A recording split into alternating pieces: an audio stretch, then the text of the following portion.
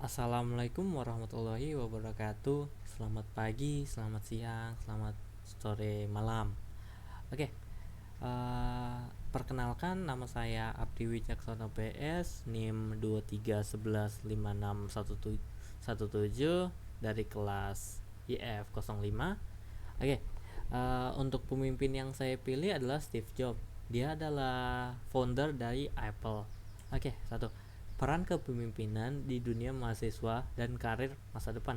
Oke, menurut saya peran kepemimpinan di dunia mahasiswa itu sangat penting. Di masa kuliah, kita belajar bagaimana mengatur diri sendiri, bekerja dalam tim, dan mengambil keputusan. Pengalaman memimpin, misalnya saat kerja kelompok atau organisasi, membantu kita melatih tanggung jawab, komunikasi, dan manajemen waktu. Oke, peran kepemimpinan ini sangat akan berguna ketika masuk ke dunia kerja. Banyak perusahaan mencari orang yang bisa mengambil inisiatif, memimpin proyek kecil, dan bekerja sama dengan orang lain. Jadi, kepemimpinan di masa mahasiswa sebenarnya menjadi bekal awal untuk karir masa depan supaya kita lebih siap menghadapi tantangan profesional.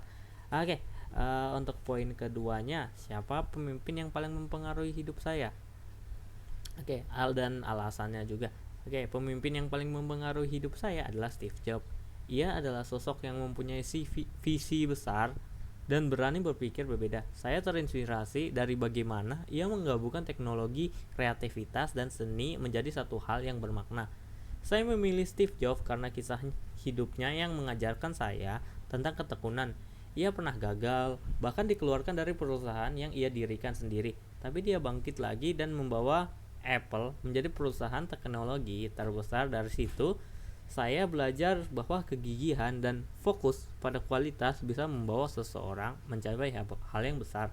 Oke, untuk poin yang ketiga, analogi pemimpin selalu terlihat dan dasar teori kepemimpinan. Menurut saya, analogi bahwa pemimpin selalu terlihat itu benar. Setiap tindakan seorang pemimpin akan diamati dan ditiru oleh orang-orang di sekitarnya. Pemimpin tidak hanya memimpin lewat perintah, tapi lewat contoh. Dalam teori kepemimpinan, ini sejalan dengan social learning theory yang mengatakan bahwa orang belajar dengan mengamati. Dalam transformational leadership juga dijelaskan bahwa pemimpin harus menjadi role model moral.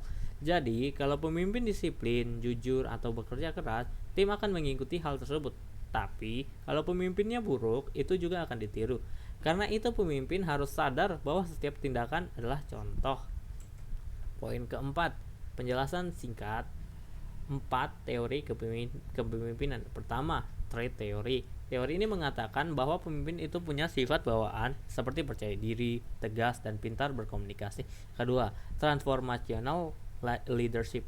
Pemimpin ini tipe menginspirasi orang lain, membawa perubahan, dan punya visi jangka panjang. Ketiga, servant leadership.